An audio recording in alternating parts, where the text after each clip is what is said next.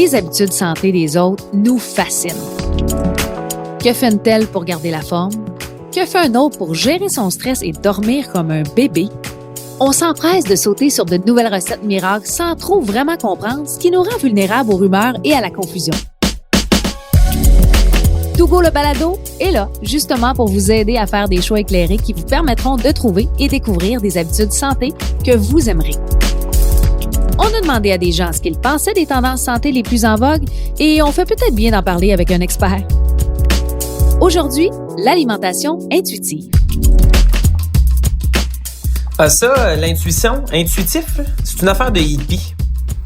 J'imagine que c'est manger en suivant son feeling, ses sensations ou en écoutant son corps. Manger sans penser, manger tout ce qu'on veut quand on veut. Mais je dis ça par intuition. J'ai jamais entendu ce terme-là.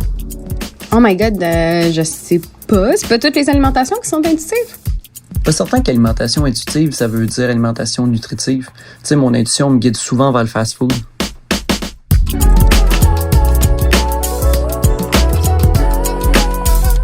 L'alimentation intuitive, un sujet dont je n'ai pratiquement voire jamais entendu parler et pourtant c'est une nouvelle tendance, mais est-ce que c'est bon ou pas? On va en discuter avec notre spécialiste, la nutritionniste Stéphanie Côté. Salut Stéphanie! Salut Marie-Christine! Bon, Stéphanie, est-ce que c'est normal que j'ai jamais entendu vraiment parler de ça? Oui, c'est normal parce qu'en fait, le terme alimentation intuitive, c'est relativement nouveau, mais c'est le concept derrière que sûrement, là, oui, ça va te sonner des cloches, le fait d'apprendre à écouter sa faim pour manger, de respecter ses signaux de faim et satiété. Hein, tu vois, ça dit quelque chose. C'est peut-être juste le terme qui était plus utilisé jusqu'à présent avec les professionnels de la santé, mais ça fait son chemin dans toute la population. Bon, c'est quoi l'alimentation intuitive? Explique-nous ça. Ben, en résumé, c'est le fait de manger quand on a faim, d'arrêter de manger quand on n'a pas faim. Hein, jusque-là, c'est assez simple. Mais de comprendre aussi pourquoi des fois on mange quand on n'a pas faim, sans se taper dessus, sans s'en vouloir, mais comprendre ce qui nous motive à manger. Puis l'alimentation intuitive, c'est aussi, et je dirais même surtout, le fait de renouer avec le plaisir de manger des aliments qu'on aime, sans interdit, sans se sentir coupable. Donc, c'est vraiment une approche qui est anti-diète. C'est la meilleure façon de le résumer. Oui, c'est comme le gros bonheur, mais ça vient d'où? Cette approche-là, elle a été créée par deux nutritionnistes américaines en 1995, Evelyn Tripol puis Elise Resch. C'est donc deux nutritionnistes qui ont voulu vraiment contrer la culture des diètes parce qu'on a fini par comprendre que les diètes, c'est pas la meilleure façon de prendre soin de soi, même pas la meilleure façon de contrôler notre poids. Donc, c'est de là que ça vient. Et on sait même que contrôler notre poids, il y a plus de dommages que de bienfaits de ce côté-là. Donc, vraiment, on vient révolutionner tout ce qu'on a fait pendant tellement d'années. Puis c'est souvent du gros marketing, mais ça, c'est un autre dossier. Mais d'emblée, là, on parle d'intuition, de manger quand on a faim, ce qu'on veut quand on veut. Écoute, quelqu'un là qui a pas de fond, c'est difficile de mettre des limites, comment on fait?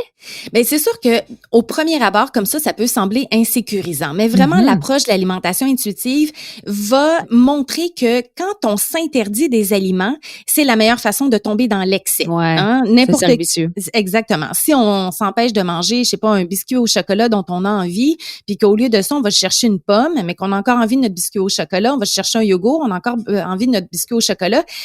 Le biscuit va nous rester dans la tête jusqu'à temps que finalement on le mange. Hein? C'est en plein ça. Puis tant qu'à le manger, souvent on va se dire tant qu'à le manger, j'en prendrai pas juste un, je suis pas bonne, j'ai flanché, j'ai triché, je vais manger la rangée ou je vais manger la boîte. Fait que c'est pour ça que les interdits mènent aux excès et avec l'alimentation intuitive, on veut arrêter qu'il y ait des interdits et c'est sûr qu'on a besoin d'avancer là-dedans progressivement parce que ça vient à l'encontre de tout ce qu'on a fait pendant des années, mais c'est ça l'idée derrière l'alimentation intuitive.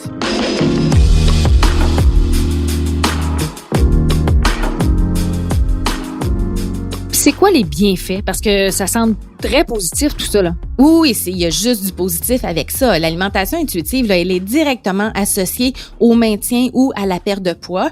Puis du côté de la santé mentale, c'est super bénéfique aussi parce que c'est associé à une image corporelle positive.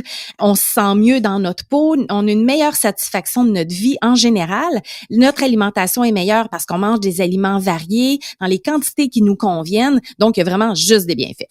La chose, par exemple, c'est difficile, Stéphanie, je trouve, de s'écouter. Des fois, on dit, j'ai l'impression que j'ai faim, mais en même temps, tu sais pas si c'est de l'ennui ou tu as vraiment faim. Comment tu fais pour savoir que là, à ce moment précis, oui, tu peux manger parce que tu as faim pour vrai. À part quand on se lève le matin, là, on aura compris, là.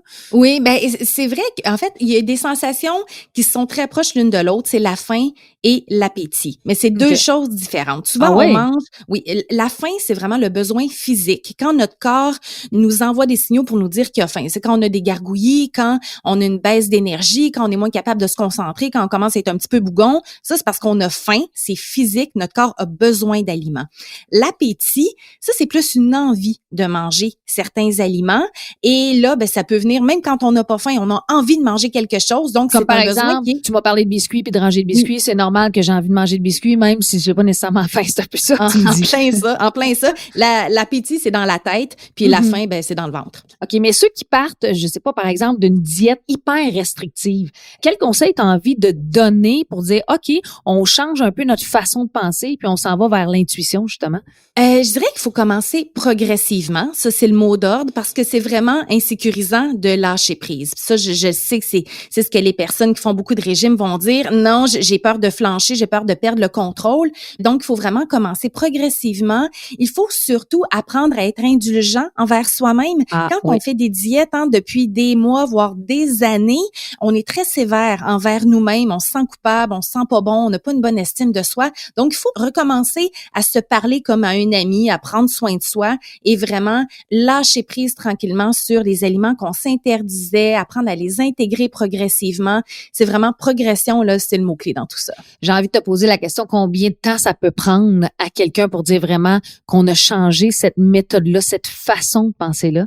Ben, ça peut prendre quelques semaines, voire même quelques mois, puis dépendamment de l'aide qu'on va aller chercher aussi, ça se peut que c'est toujours une bonne idée de s'allier à une nutritionniste quand on veut avancer dans l'alimentation intuitive, surtout si on a eu des années de régime derrière soi, mais ça peut prendre quelques mois, mais les bienfaits après ça, ben ils sont permanents parce que quand on découvre cette façon-là de s'alimenter puis même de vivre, on en découvre les bienfaits puis on revient pas en arrière, là, le problème est réglé. Ça veut dire que c'est pour tout le monde, pas nécessairement ceux qui ont toujours suivi des régimes, ça peut s'adresser. C'est une méthode finalement, c'est une façon de vivre. Ben c'est oui pour tout le monde, puis même qu'on devrait même grandir puis éduquer nos enfants avec cette méthode-là parce que l'alimentation intuitive, dans le fond, c'est de manger en respectant nos besoins en fonction de ce que notre corps nous demande. Et les enfants le font instinctivement. Ben oui. En grandissant, j'ose quasiment dire que des fois, on bousille un petit peu tout ça pour différentes raisons. On mange en fonction des quantités qu'on a dans notre assiette ou des pressions qu'on a ou des interdits qu'on se donne. Mais manger, à la base, c'est intuitif. Avec le temps, on a fait quelque chose de mathématique. On mange des quantités, on se demande combien manger, quelle quantité manger, c'est quoi la portion, qu'est-ce qu'on a le droit, qu'est-ce qu'on n'a pas le droit, il y a combien de calories, combien de vitamines. Mais en mettant ça de côté, en revenant à la base, qui est beaucoup plus intuitif, ben ça, effectivement, comme tu dis, c'est valable pour tout le monde et non pas juste valable, mais c'est ce qui va être recommandé à tout le monde.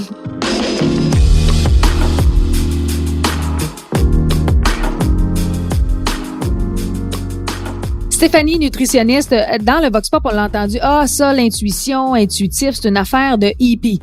Qu'est-ce que tu as envie de dire aux détracteurs qui disent justement que c'est une affaire de hippies? Qu'est-ce qu'on leur dit à eux? Ben que c'est loin d'être une affaire de hippie.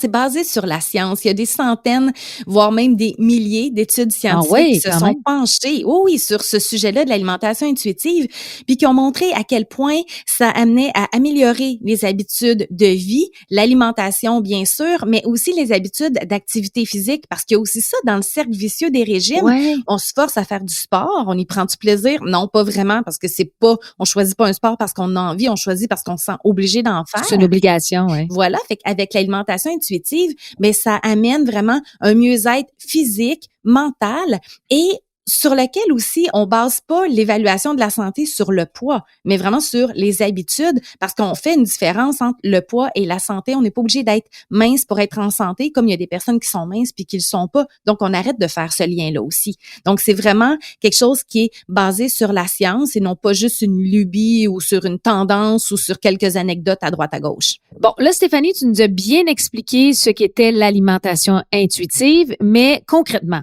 on peut faire quoi si on veut commencer à manger de façon intuitive? Ben, on y va progressivement, comme je le disais. Je propose 3 exercices. OK. Premièrement, commencer à se questionner avant et après, ou même pendant les repas, pour OK. apprendre à mieux se connaître, pour apprendre à connecter avec notre corps aussi. Par exemple, avant de manger, Ouais. est-ce que j'ai faim? Comment je me sens? Qu'est-ce que j'ai envie de manger? Quand on a fini de manger, de se demander comment je me sens. Est-ce que je me sens bien? Est-ce que je me sens trop plein? Est-ce que je me sens coupable de quelque chose? Mhm. Donc, apprendre comme ça à se connaître. Puis c'est sûr que pour répondre à ces questions-là, ça nous mène à mon deuxième exercice, Ouais. qui est de prendre le temps de manger sans faire autre chose. Et Donc. là, gros défi. Ouais. Là. On peut jaser quand même entre membres de famille, j'imagine? Oui, ça, c'est même recommandé.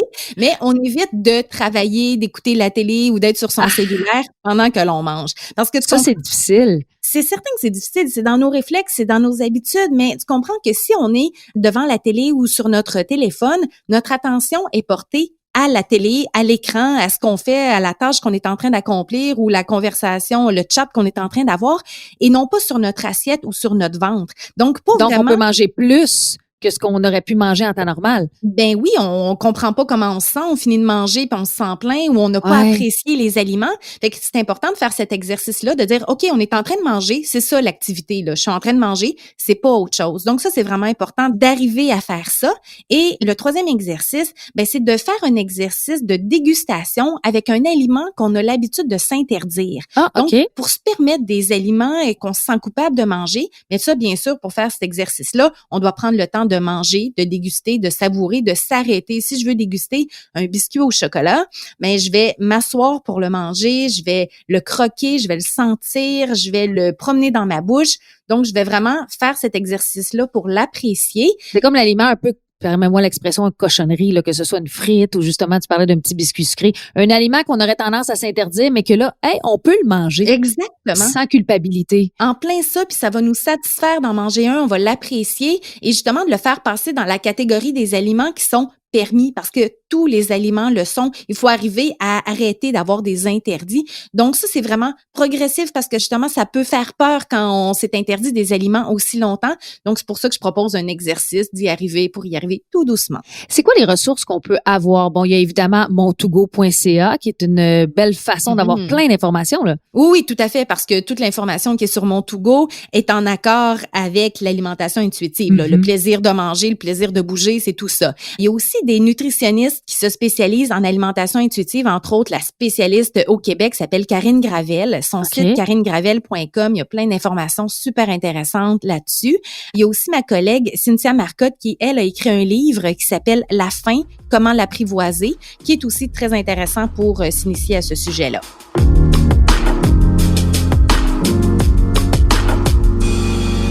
Bon, ben Stéphanie, je te pose la question, même si je pense avoir la réponse. Est-ce que c'est un go ou un no-go pour l'alimentation intuitive?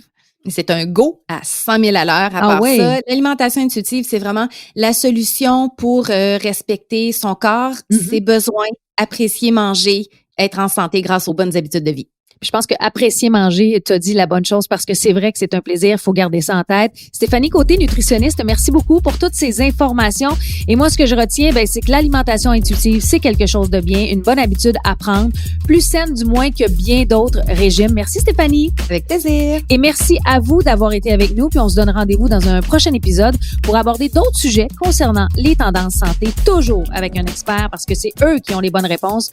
Donc, vous pouvez nous suivre sur le site web montogo.ca, Apple Podcast, Google Podcast, Spotify ou encore Cube Radio.